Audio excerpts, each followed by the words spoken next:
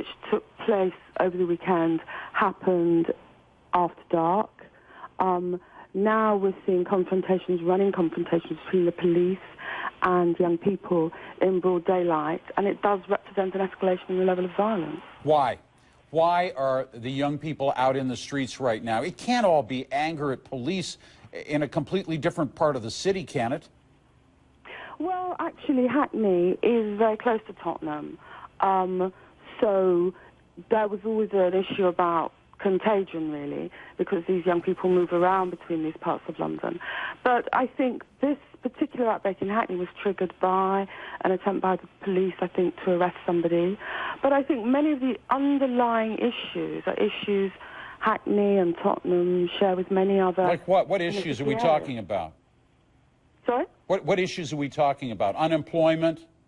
Services? Long-standing bad relationships with the police. Things have got better, but they're still not good enough. Issues about very high levels of unemployment, and just communities that think they have no hope. But of course, there's always as well a criminal element. And when feelings run high, the criminal element latch onto things. What is the unemployment rate in Hackney?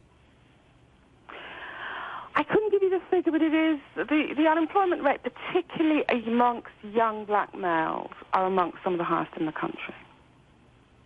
What do you think will bring this to an end? As you said, it is, in your view, escalating right now. What will it take to bring it to an end? Well, I think the community needs to rise up and say that this looting has to stop, because these young men, they have mothers, they have families, they're part of a wider community. The community has to say this trashing of your own community, because that's what you're doing, has got to stop, because you're not going to get investment, you're not going to get people opening businesses. You know, it's really damaging communities that have taken years to regenerate. But also we do need an effective police presence on the streets. The problem I think the Met Police is finding is these things are erupting in so many different parts of London, it's difficult for them to cover everything. What kind of a job do you think that they have done here in Hackney? They seem to have responded relatively swiftly. We saw them as they charged down the street and stopped some of the looting, the attacks on stores. They seem to be responding. Yeah, no, I think in Hackney and in Stoke Newington, they've responded very swiftly. We had some small looting around midnight last night, and the police moved in and they were able to arrest a whole bunch of people. And now, with these outbreaks in Hackney itself, the police have moved swiftly. One of the complaints about what happened over the weekend is people felt the police didn't move quickly enough.